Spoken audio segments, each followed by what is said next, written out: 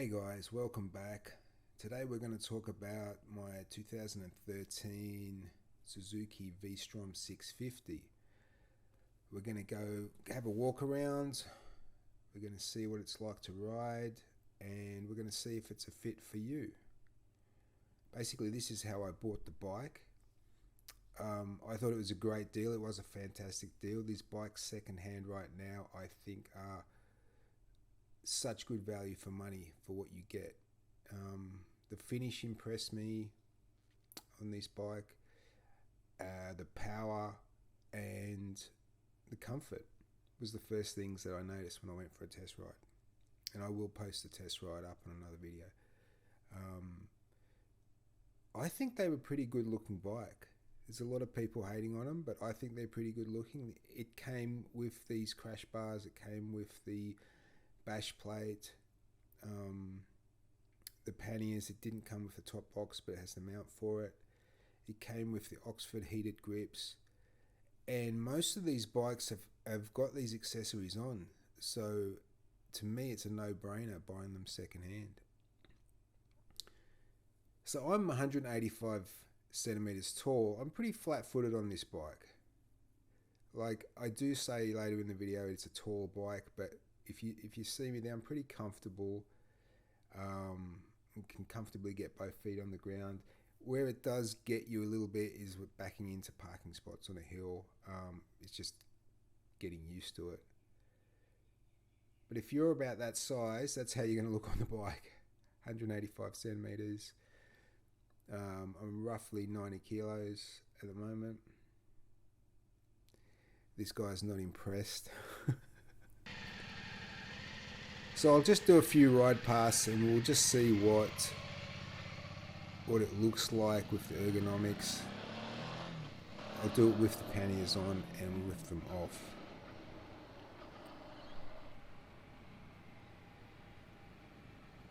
And it's a bit of an overcast day, but you can still see pretty clearly. It's a pretty comfortable bike to ride, I've got to say. Like I never really feel tired even after riding for like a couple of hours on this bike. Doesn't really get to you. It kind of does a lot of the work for you. I will talk about the features of why I think this is actually probably the best touring bike, even though it's not classed as that. But as you see me go past, yeah, it's a pretty relaxed riding position. I could adjust the handlebars a little bit differently to have a bit more comfort. Put some risers on there. The land shark's a bit anxious about something.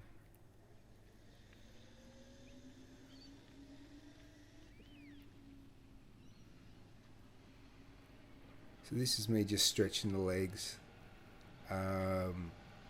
Pretty comfortable. Just leaning forward. I'd normally have my knees bent a bit more, but I can reach the bars pretty easy. I'm not straining too much as opposed to my other bikes.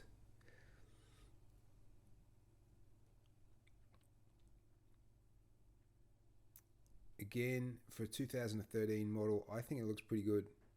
I think it actually, like the finish on these bikes and the quality of these bikes are surprising for the price that they're going for at the moment. And it's fully set up out of the box. I know this has got a few extra things, but really I hardly use the heated grips. Where you live, you might use them more often. But this bike's pretty stock, other than the racks and the heated grips and the bark busters. And this has seen a bit of use. It has quite a few Ks on it. I think it's like 80,000, 70 or 80,000. I have to check. But it really doesn't matter with these bikes because they're so reliable. The service intervals are like a car.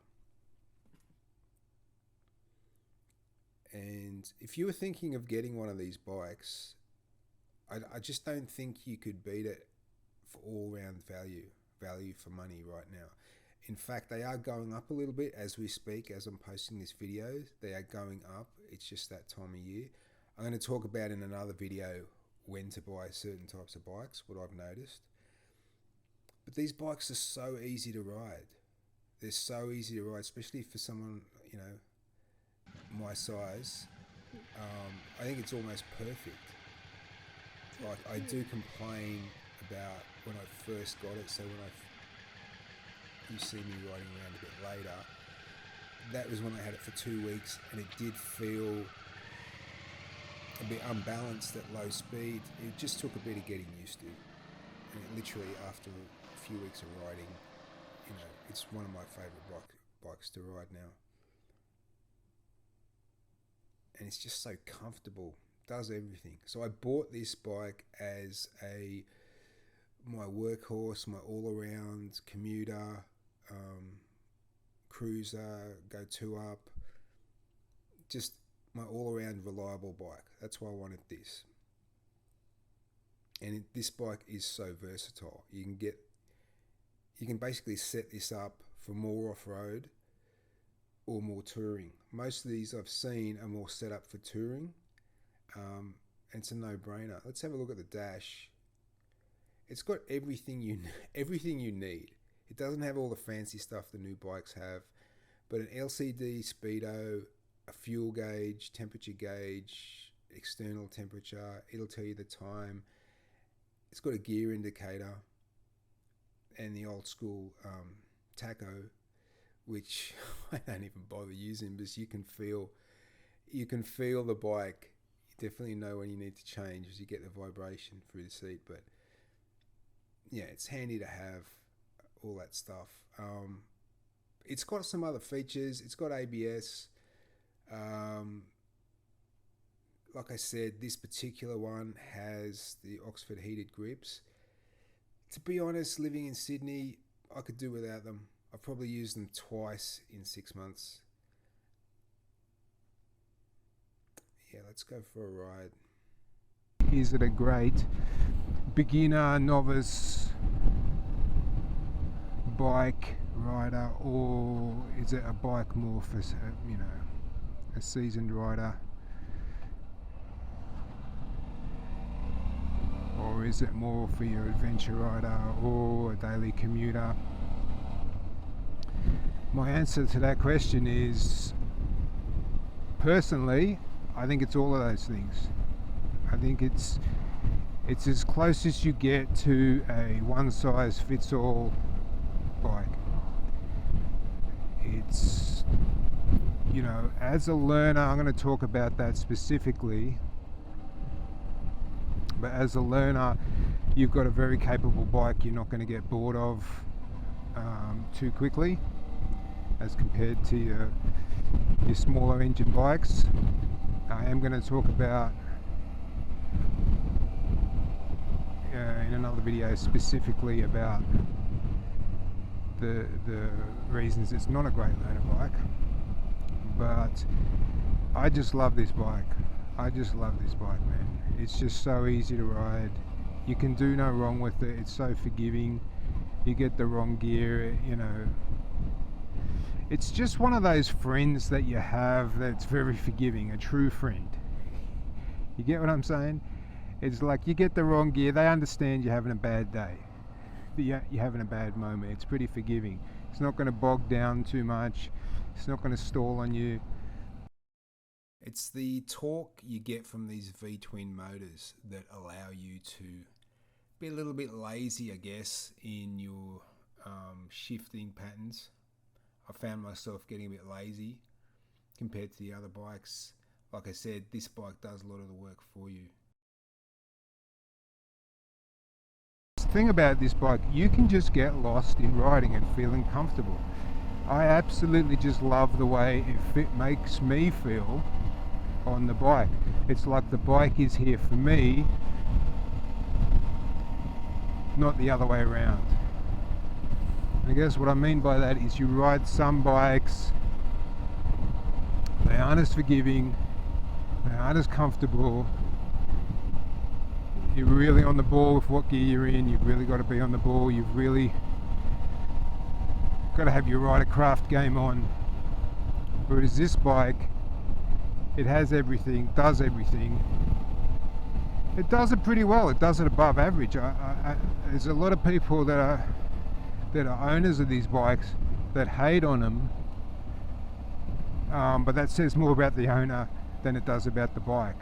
I actually like, this is a Gen 2, so this is 2013, as you'll see. I actually like the looks of these bikes. I don't understand where all the hate for them is. Even my partner, she has very different taste in bikes than me, but she says it's a good looking bike, and I'm like, yeah, I don't understand the hate. It is what it is. It's not as sexy as a sports bike or some of the European or bikes, but I just think it's unreal.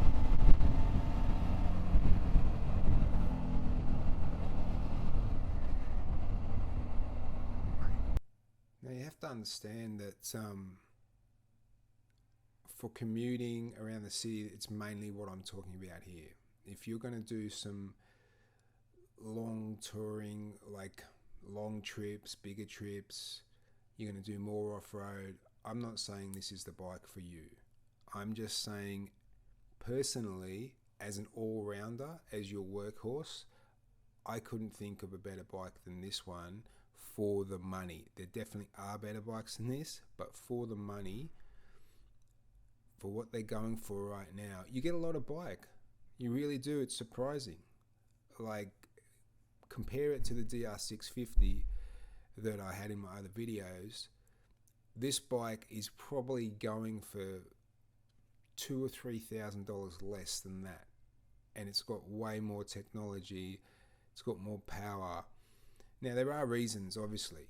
There are reasons because it's supply and demand, but I think this one's overlooked purely for aesthetic reasons and purely because people get hung up on the ride height. They listen to people that are talking about this as an off-road machine. And I don't think it's the greatest off-road machine, but it is a machine you can take off-road. You've just got to pick where you go. So where do you get a bike that does everything for such a ridiculously low price? Even brand new, they're not bad compared to other bikes, but secondhand, they're a ridiculous bargain because they are overlooked by more, I guess, your more classic popular bikes or sports tourers and stuff like that. The reason I would pick this over a sports tourer any day, right, because I did think about a sports tourer, was the suspension travel. This thing's set up to do a bit of off-road, so it can definitely handle some Sydney potholes, which we do have a lot of. The roads aren't the best. They're not the best. I don't know where you live in the world, but they're not the best here. So why would I want to get something that I'm going to feel every bump in the road? You don't with this. Like I said, you can ride on this for hours, and you know, if you're pretty healthy and you don't have any underlying issues, you're not going to feel it. I've heard people complain about the seat. I don't know what they're talking about. This is like a comfier seat than the seat I'm sitting in now recording this audio. Like, it's a very comfortable, spongy seat. It does have one design flaw. It kind of pushes you forward. So I've got to put some grips on the tank. You kind of get, after a little bit of riding around town, you get a bit of a wedgie going on. But with the right gear and some grips on your tank, I think that'll go away. But these are incredibly versatile bike. You can get them, you can set them up for anything. You can set them up for off-road without much work. You just, playing around with tires, obviously. This is set up mainly for touring right now. That's the way it's going to be. I've got a dual sport bike, so I don't see this seeing much off-road use, but definitely could if I wanted to. It's got more than enough power. It's got like 66 horsepower, which doesn't sound like much for a bike that weighs 214k, but it puts it down. Like, around town, I haven't had a problem keeping up with traffic. And like I said, this video was recorded when I'd had the bike for 2 weeks. I'm far more confident on it now. I've had it for about 6 months, nearly 6 months, 5 months. And I have used it nearly every day, rain, hail or shine. And I'll be putting up a lot of videos of me putting this through its paces. But again, value for money. You get the LCD dash, you know, with the gear indicator, all that stuff. It's got ABS. This one comes with a bash plate, and I feel that they look unfinished without the bash plate. So I would recommend getting one. So full disclosure, we need to talk about some of the reasons this might not be the bike for you. So the number one reason I believe this is not a great bike for beginners is at slow speed, it's a top heavy bike. Once you get speed up, it's fine, you don't notice the weight. But the tank being so high, especially with full tank of gas, full tank of fuel, you are going to feel the weight. And I know from personal experience, after riding a few other much lighter bikes,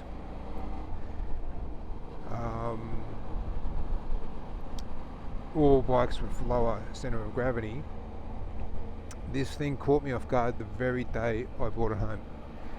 Because things I would get away with, I got a sloping driveway, I'd normally stop to get the remote for my garage out of my pocket. I stopped on this bike. I didn't have everything prepared. You got to prepare yourself a bit more, and the bike tipped over. Now it fell quite gracefully. It wasn't ugly. I could pick it up quite easily. I'm a buff guy. Just imagine Chris Hemsworth, but with less hair and brown skin. I picked the bike up easily. It wasn't a big deal. I knew how to pick the bike up. But a couple of times it's caught me off guard, just because my other bikes were much easier to balance at low speeds. So it is top heavy. And another thing, it is high. It is pretty high. Like I'm 185 centimeters, 90 something kilos. All jokes aside, I've got a decent amount of strength, I work out. But if you don't do any of those things and you are shorter than me, I wouldn't want to be much shorter than I am now. And the only reason I say that is just, like I said before, in certain situations where parking up the bike or maneuvering the bike, sometimes I'm on tippy toes. Sometimes it's a bit harder to balance, but you get used to it. You do get used to it.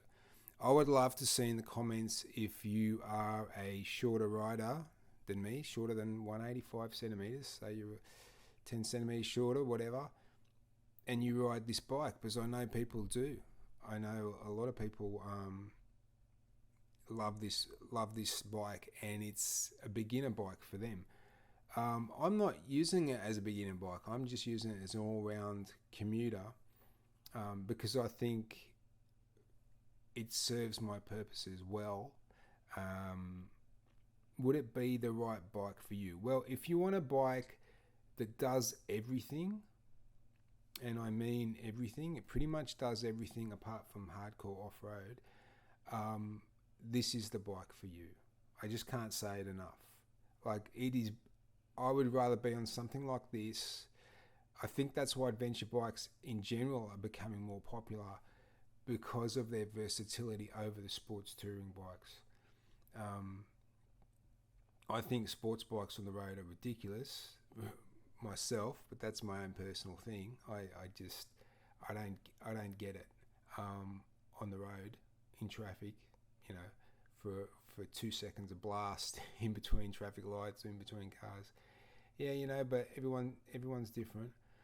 But you can have a lot of fun on this thing.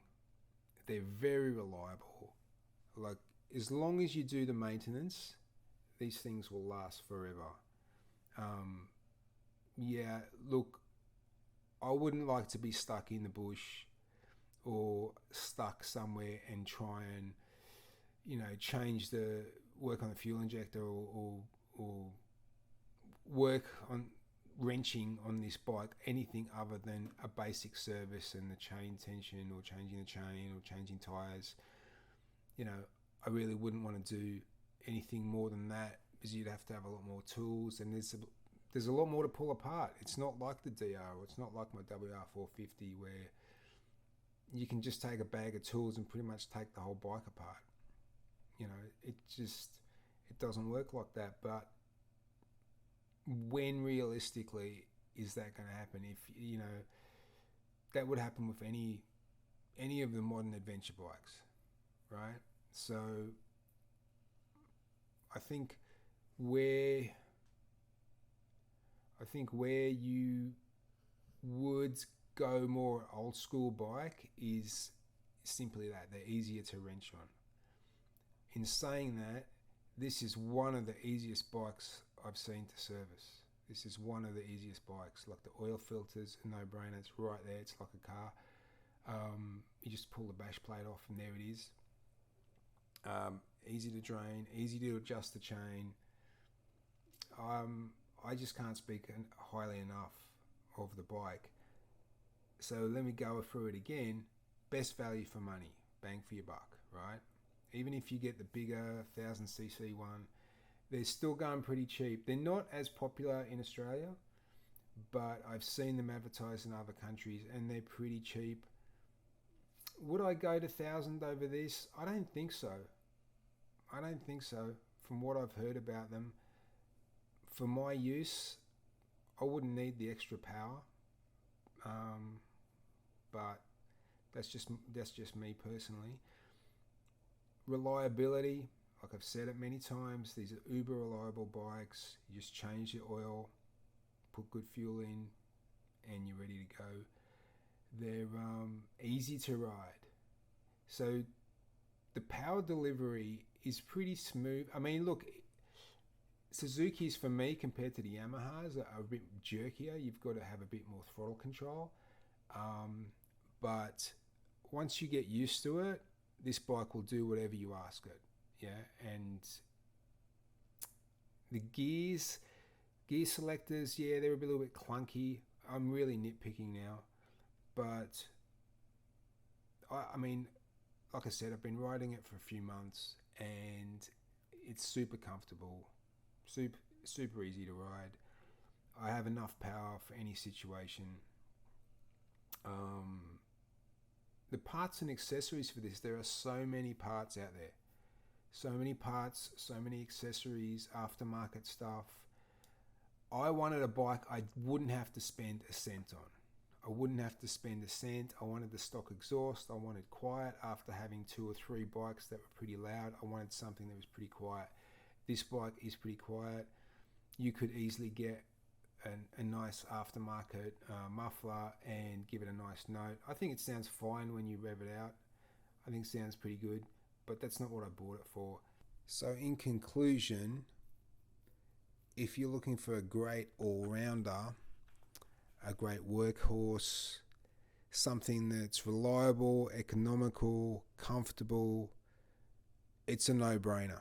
This bike is the bike for you. Even if you're looking for an alternative for a sports tourer and you don't need the most powerful thing in the world, the 66 horsepower, I feel, is enough for Sydney roads.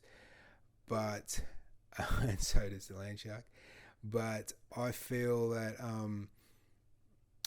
you can't go past looking at this bike. If you're in the market for a all-rounder or a second bike or something just to have a bit of fun with, you can't go past the V-strom 650. I hope you've liked this video.